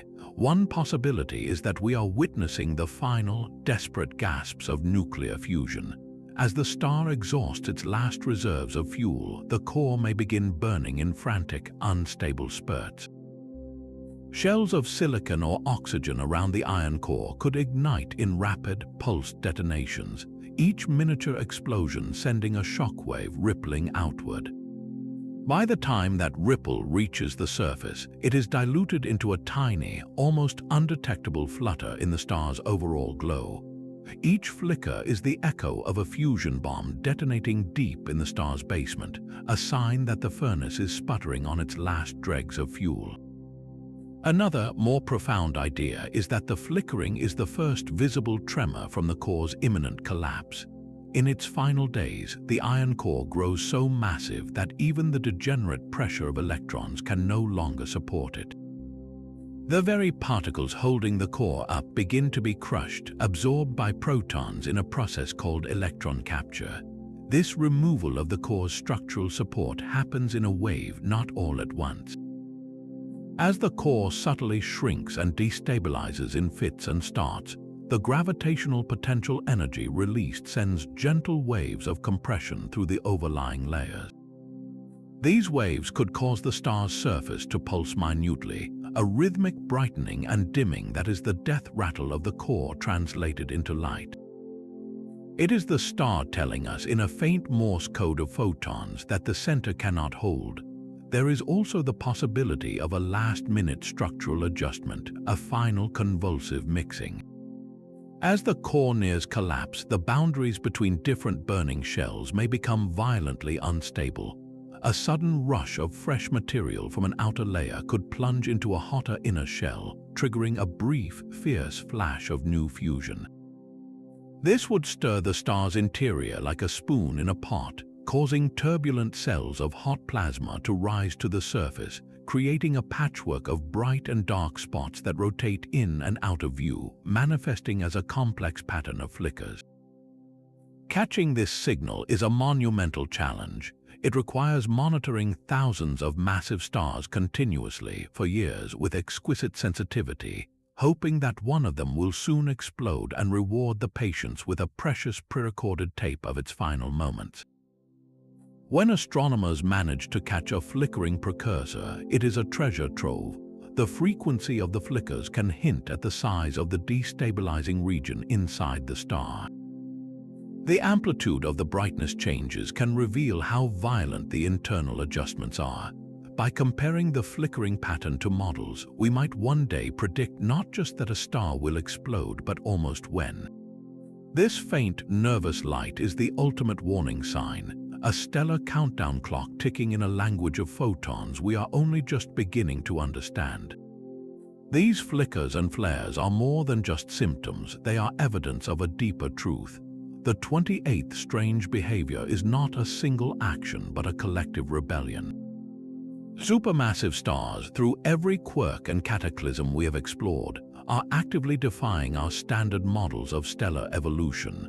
Our computer simulations, the intricate digital blueprints we use to predict a star's life from birth to death, are failing to capture the chaotic reality of these giants. The models assume a certain order, a predictable sequence of nuclear burning, mass loss, and structural change. But supermassive stars live in a state of perpetual crisis that shatters these tidy assumptions. The gaps in our understanding are not small tweaks, they are fundamental chasms. Take the role of magnetic fields. Our standard models often treat a star's magnetism as a secondary effect, a subtle influence on the surface. But for a supermassive star, magnetic fields are a primary architect of its destiny. They are not just surface phenomena, they are deep-seated, chaotic engines that can dictate mass loss, launch jets, break rotation, and trigger internal mixing in ways our current simulations simply cannot replicate with accuracy. We lack the physics to properly model a magnetic maelstrom that spans millions of miles and tangles itself into knots of energy capable of reshaping the entire star.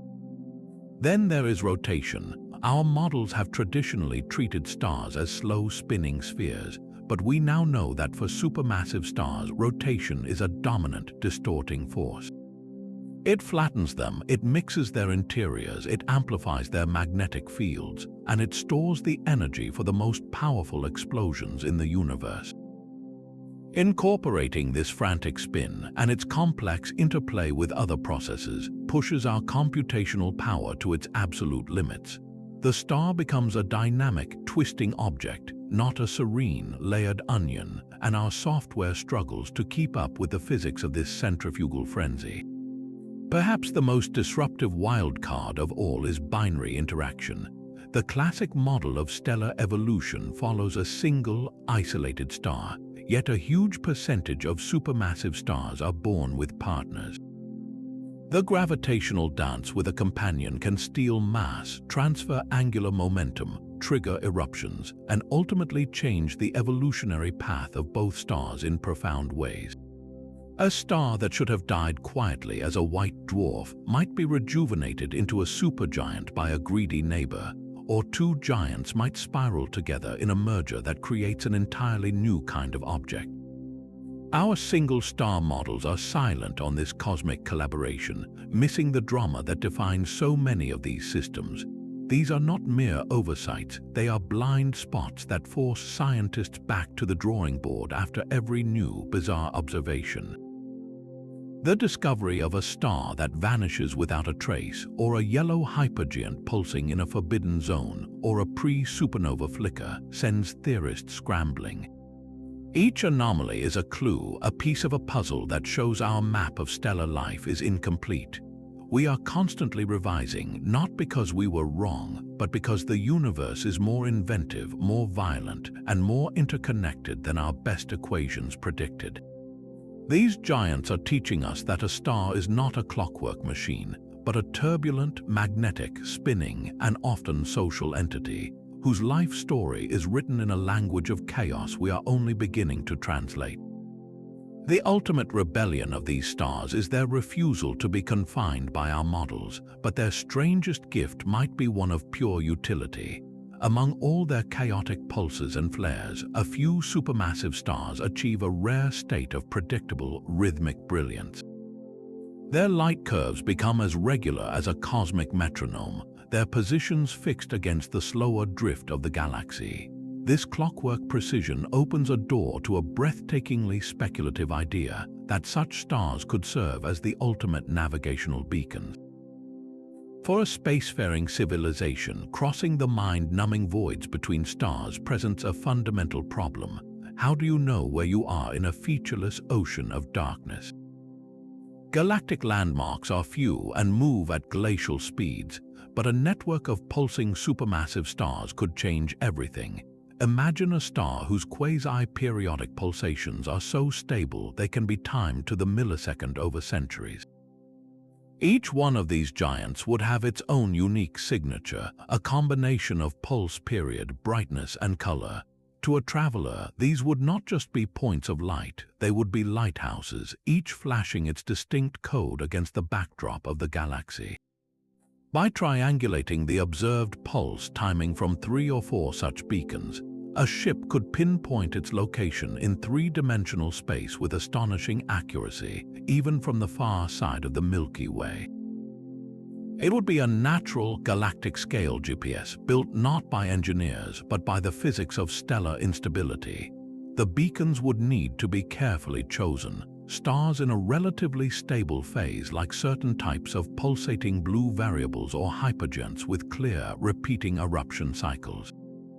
Their immense luminosity means their signals would be visible across tens of thousands of light-years, cutting through the dust and glow of the galactic plane. Their positions, anchored in the slow orbit of the galaxy itself, would provide a fixed reference grid more permanent than any artificial satellite. Beyond mere location, these cosmic clocks could serve as a universal timekeeping system. The steady pulse of a particularly regular supermassive star could define a standard interval, a stellar second, agreed upon across civilizations for synchronizing clocks or scheduling transmissions across the vast delays of interstellar space. It is a fascinating thought experiment that turns a star's violent struggle for equilibrium into a tool for harmony and connection. While entirely speculative, this idea forces us to see these monsters in a new light. Their strangest behavior may not be a flaw in nature's design, but a feature, an unintended consequence of their extreme physics that could, in some distant future, guide wanderers home through the endless night. Their potential as cosmic lighthouses rests on a fragile, temporary stability, a brief calm before the final, inevitable storm. The 30th and ultimate strange behavior of these monsters is not a single act, but the profound mystery of their final bow. After all the eruptions, the frantic spins, the chemical contortions, and the violent winds, we are left with a haunting question: how will it actually end?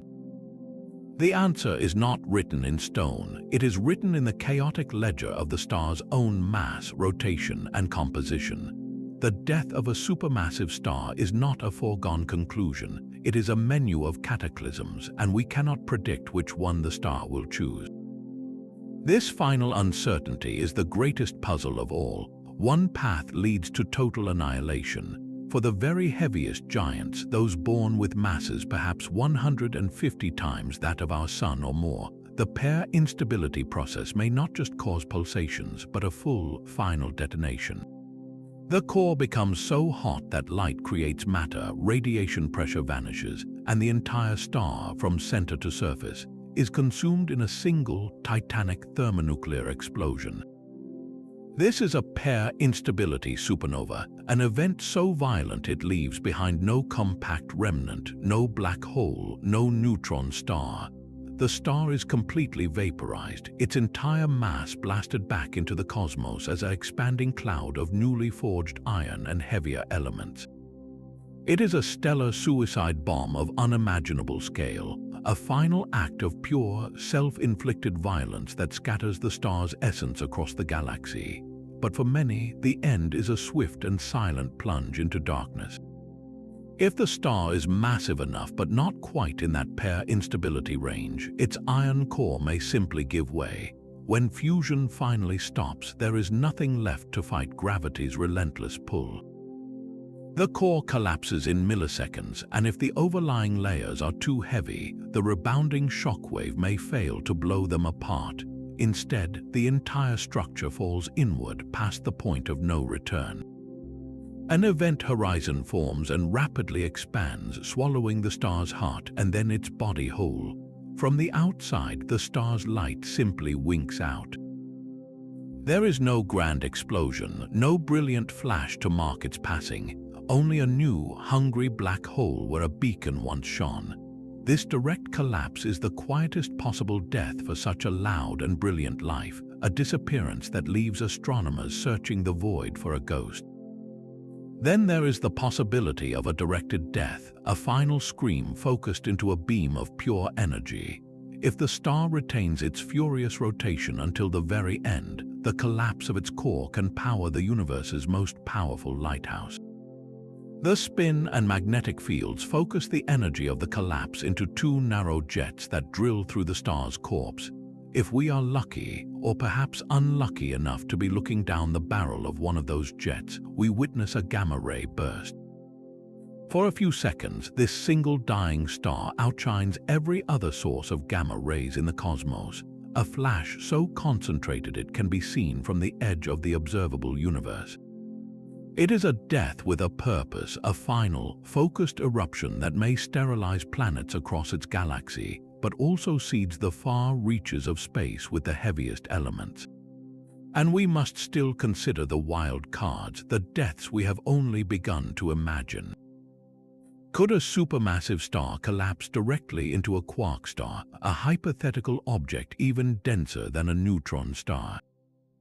Could magnetic fields be so strong at the moment of collapse that they create a magnetar with a magnetic field 1,000 times typical, a newborn object whose quake shakes spacetime itself? What about the fate of stars that have been peeled down by binary companions or stripped by their own winds? Do they die as unusual, underluminous supernova or simply fade away? This diversity of endings is the final and perhaps most important strange behavior. It tells us that these stars are not following a single, simple script. Their lives are stories of chaos, and their deaths are the ultimate expression of that chaos. The same type of star, born in the same cloud, could die in two utterly different ways based on the subtle details of its spin, its magnetic field, or the presence of a companion. We are left watching these brilliant, unstable giants, knowing that each one is a unique experiment in extreme physics, and its final act will be a fundamental test of our understanding of the universe.